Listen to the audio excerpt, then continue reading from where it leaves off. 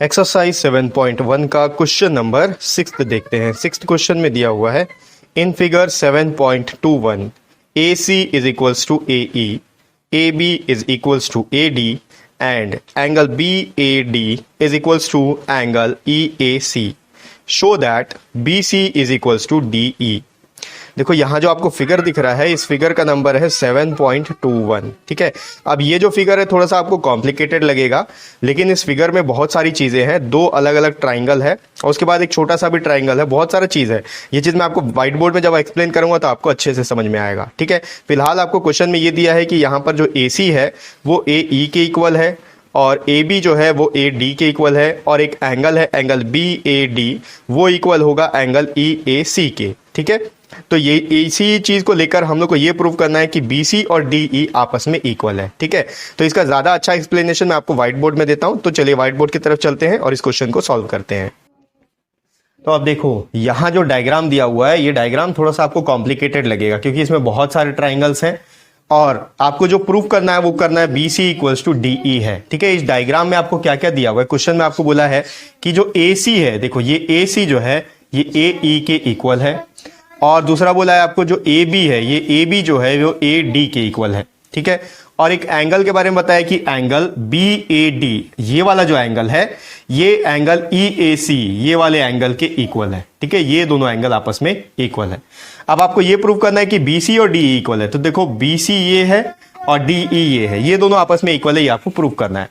तो ये चीज तब आप कर सकते हो जब आप दो ट्राइंगल को कॉन्करेंट प्रूव कर सको, लेकिन जब आप यहां पर देखोगे इस डायग्राम में तो आपको बहुत सारे ट्राइंगल नजर आएंगे। देखो ये एक ट्राइंगल है, उसके बाद ये एक ट्राइंगल है, ये एक ट्राइंगल है, ये ऊपर में एक ट्राइंगल है। ठीक है, तो आपको ये पता होना चाहिए कि कौन से ट्राइंगल को आप कॉन्करेंट प्रूव करोगे, तब जाके BC और DE इक्वल आएगा। ठीक है, तो हम लोग क्या करेंगे, इस BC को ले लो और देखो ये है BC और ये है DE। ठीक है, तो BC को लेकर कौन सा ट्रायंगल फॉर्म होगा, यहां से BCA, ये वाला एक ट्रायंगल फॉर्म होगा। तो ठीक है, तो यहां पर आपको लिखना है इन ट्रायंगल ABC एंड दूसरा ट्रायंगल देखो DE। अब ये है DE। ठीक है, इस DE को लेकर कौन सा ट्रायंगल फॉर्म हो सकता है, ADE या AED, EAD, कुछ भी लिख सकते हो। मैं लिखूंगा ट्रायंगल ADE। ठीक है, तो अब आपको ये पता चल गया कि कौन से दो ट्राइंगल है जिनको आपको कॉन्करेंट प्रूफ करना है। इन दो ट्राइंगल को अगर आप कॉन्करेंट प्रूफ करोगे तो BC और DE आपस में इक्वल हो जाएंगे, क्योंकि करस्पॉन्डिंग पार्ट्स हमेशा इक्वल होते हैं कॉन्करेंट ट्राइंगल्स के। ठीक है, अब यहां पर देखो क्या क्या चीज दिया हुआ है। देखो जो चीज दिया हुआ है उस चीज पे अपन बाद में आएंगे, पहले एक काम आपन को यहां पर करना है। देखो अगर अपन ट्राइंगल ABC को देखें, ठीक है, तो ये ABC ट्राइंगल है और यहां पर जो एंगल A है वो यहां से लेकर यहां तक आता है। ठीक है, ट्राइंगल ABC में, लेकिन हम लोग को क्वेश्चन में क्या बोला है, BAD जो है BAD, इसके बारे में बताया है कि ये वाला एंगल EAD इसके इक्वल है।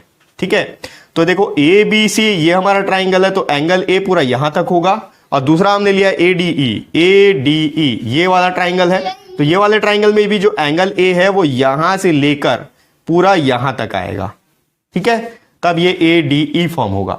लेकिन हमारे पास सिर्फ इसके बारे में इंफॉर्मेशन है, ये वाले पोर्शन के बारे में। तो जो ये बचा हुआ पोर्शन है इसको हम लोग क्या करेंगे, सबसे पहले तो आपको इस चीज को दोनों ट्राइंगल में ऐड करना है। देखो BAD ये वाले ट्राइंगल में अगर आप DAC को ऐड कर दोगे तो आपका पूरा कंप्लीट एंगल फॉर्म हो जाएगा।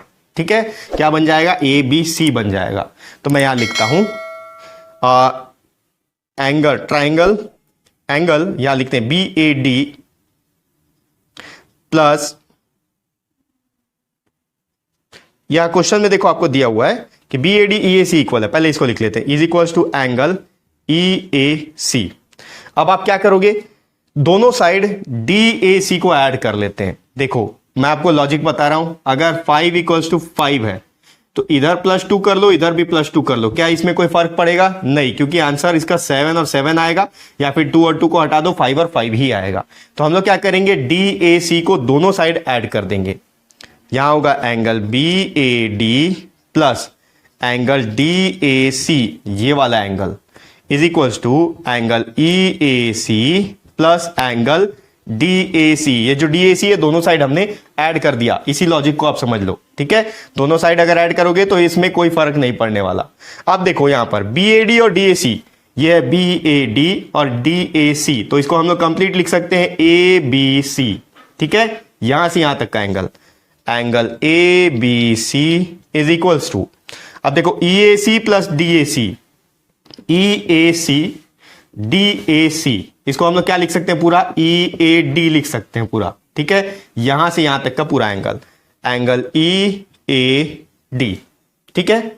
अब आप देखो एंगल ट्राइंगल ABC में जो AC है, ये AC किसके इक्वल है, AE के, ये AE के इक्वल है, ठीक है, AC इक्वल्स टू AE, ये क्वेश्चन में आपको गिवन है, ठीक।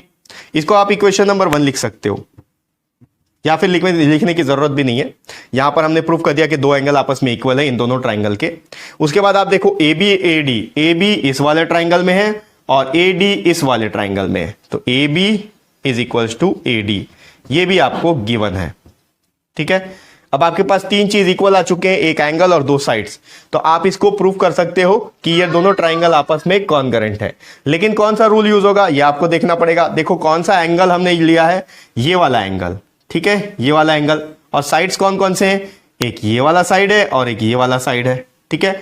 तो अगर जो एंगल है वो दोनों साइड्स के बीच में आ रहा है तो ऐसे एस लगेगा, और अगर एंगल पहले आ रहा है, एंगल अलग है साइड अलग है, तो ASS, ठीक है।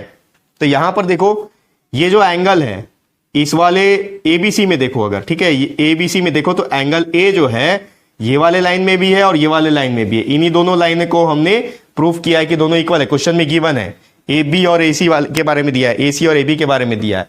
तो ये जो एंगल है ये इंक्लूडिंग एंगल है, तो हम लोग का जो ये दो ट्राइंगल है, ये दो ट्राइंगल आपस में कॉन्करेंट होगा, therefore triangle ABC is concurrent to triangle ADE, ABC और ADE, ये दोनों ट्राइंगल आपस में कॉन्करेंट हो गए।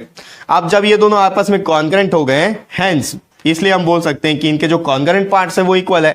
अब क्वेश्चन में बोला था प्रूव करो BC और DE इक्वल है, तो BC अगर आप देखोगे तो ABC में आ रहा है BC, और DE अगर देखोगे तो ये ADE में आ रहा है।